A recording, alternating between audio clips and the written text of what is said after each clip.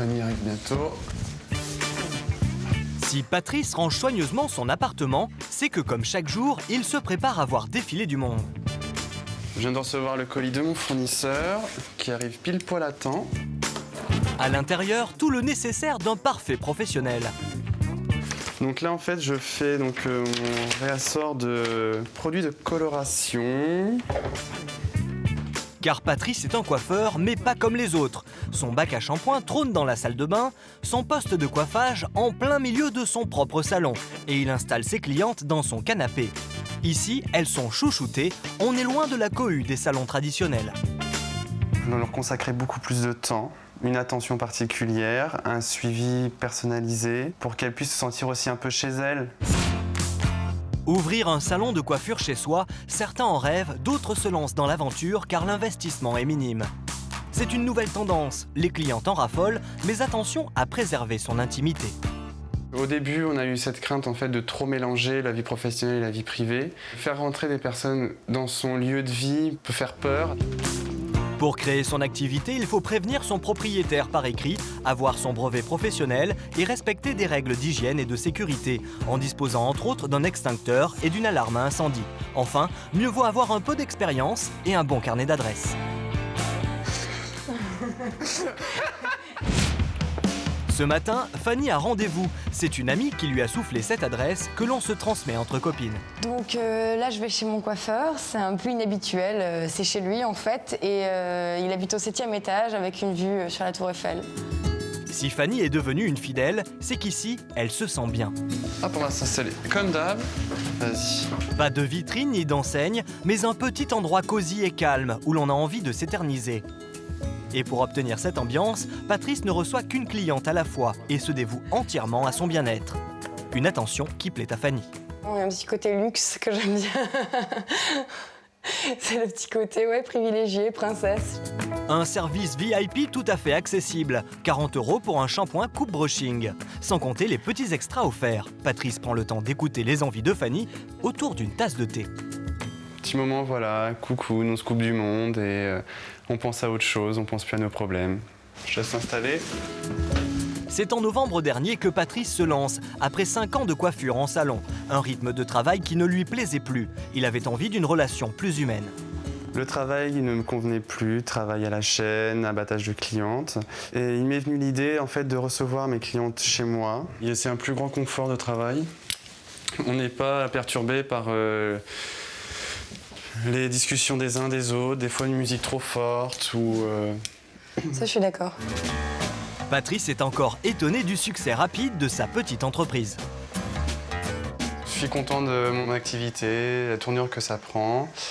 Et je pense que c'est parti pour un bon moment comme ça. La réussite qu'il vit aujourd'hui, Laura aimerait aussi la connaître, mais elle n'est qu'au début de son projet. C'est ici, voilà. Donc bien sûr, il faut avoir de l'imagination parce que pour l'instant, c'est un peu en désordre. Dans quelques mois, à la place de son garage situé en bas de sa maison, il y aura son petit coin coiffure. Laura a déjà tout en tête. Ici, l'espace attente. Derrière, l'espace réserve cuisine. Là-bas, il y aura l'espace séchage, l'espace détente bac à shampoing. Lorsque Laura et son conjoint dénichent la maison de leurs rêves dans un petit village de l'Aude, ils ont tout de suite pensé aménager le garage. C'est la raison de l'achat de cette maison ici, quoi. Moi, je ne pensais pas pouvoir un jour ouvrir un salon à la maison. Pourtant, depuis l'arrivée de leur fille, Laura en rêvait. Elle qui a travaillé 3 ans en salon. Quand sa patronne est contrainte de fermer, la jeune femme se retrouve au chômage. Aujourd'hui, coiffer chez elle s'impose comme la meilleure des solutions. Ma fille, l'avoir sous mes yeux, c'est très important. Voilà. Pour moi, ça me permet de concilier une vie de travail, une vie professionnelle et une vie familiale. Voilà. Mais avant d'ouvrir son salon, il lui reste de nombreuses démarches à effectuer. Comment procéder pour se lancer dans ce projet insolite? Tout comme Patrice, Laura a opté pour le statut d'auto-entrepreneur. Aujourd'hui, elle a rendez-vous à la Chambre des métiers de Carcassonne avec son conseiller. Bonjour. Bienvenue. Laura a des questions plein la tête. Les législations en matière de sécurité, d'accès handicapé. En résumé, que peut-elle faire et ne pas faire? Il faut que vous sachiez donc qu'il y a certaines choses qui sont recommandées par rapport au parking si vous avez des stationnements, aussi par rapport à l'accès des personnes à mobilité réduite.